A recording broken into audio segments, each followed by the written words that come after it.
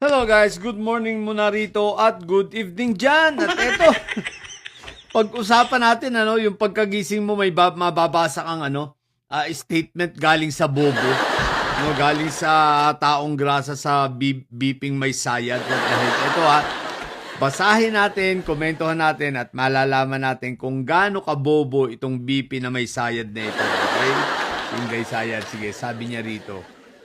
BP Sara Duterte sa insidente ng pamamaril sa eskwelahan sa Tacloban City.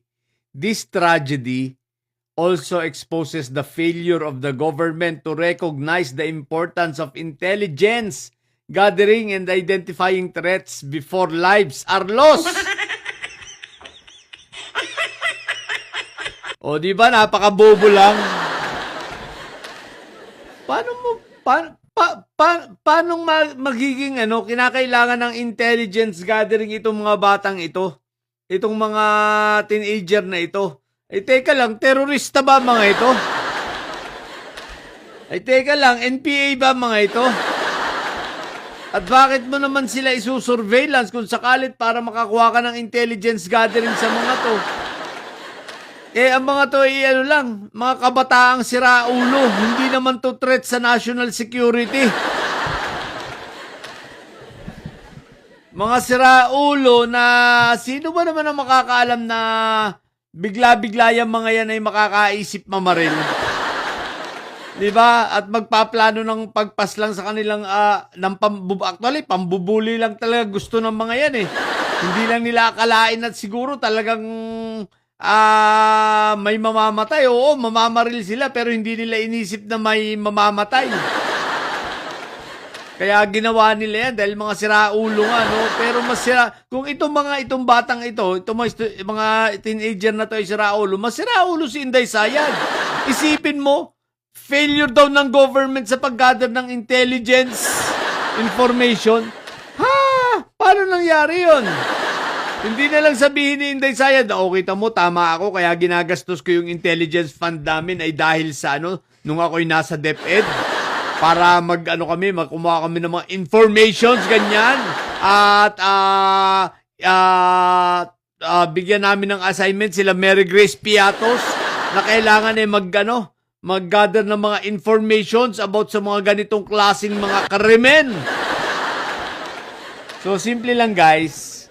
Ang statement na ito ni Sayad ay binibigyan niya ng justification ang kanyang paggastos sa kanyang confidential funds.